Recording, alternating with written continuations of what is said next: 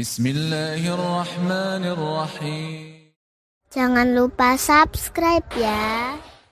Umur yang sempatkan dia ibadat, panjang umur yang sempat dengan umur itu, dia kembali dengan bawa bekalan yang banyak. Walaupun mati baru umur 30. Begitu ya. Kira panjang umur lah tu.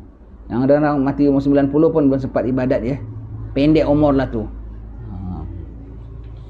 Dan telah berkata oleh Dahak pada tafsirkan firman Allah Ta'ala, yamhullahu ma yasha'u wa yuthbit. Allah menghapuskan apa jua yang dikehendakinya dan ia juga menetapkan apa jua yang dikehendakinya. Maka berkata ia bahawa sungguhnya seorang laki-laki sungguhnya membuangkan ia akan keluarganya, padahal tiada tinggal ia daripada umurnya itu melainkan 3 hari jua.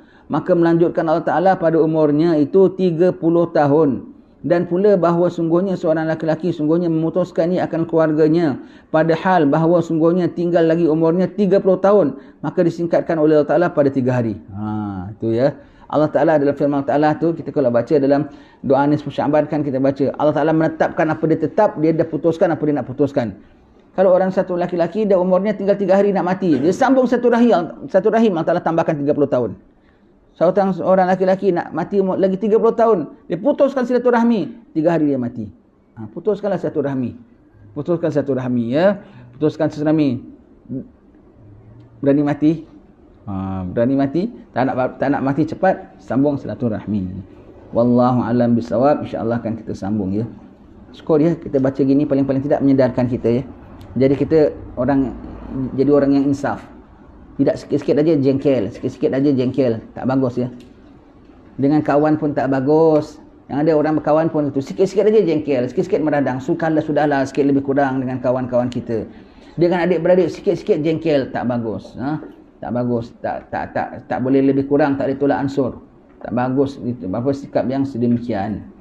Dengan orang ramai, dengan apa semua, dengan persahabatan, semua sikit aja marah, sikit saja meradang. Tak maulah sifat-sifat gitu lagi. Umur dah tinggal sikit saja. Umur dah tinggal sikit ya. Umur dah tinggal sikit, amalnya tak ada. Kok nak tambah-tambah dosa begini? Janganlah, sikit lebih kurang antara kita bermaaf-maafan, sudahlah. Lidah mana tak tergigit. Habis dia buat salah dengan kita tak ada salah dengan dia ke? Kita tak ada salah dengan dia ke? Kita pun banyak salah dengan dia.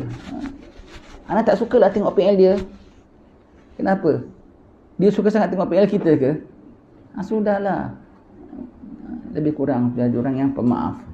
Wallahu a'lam bishawab. Alhamdulillah rabbil alamin.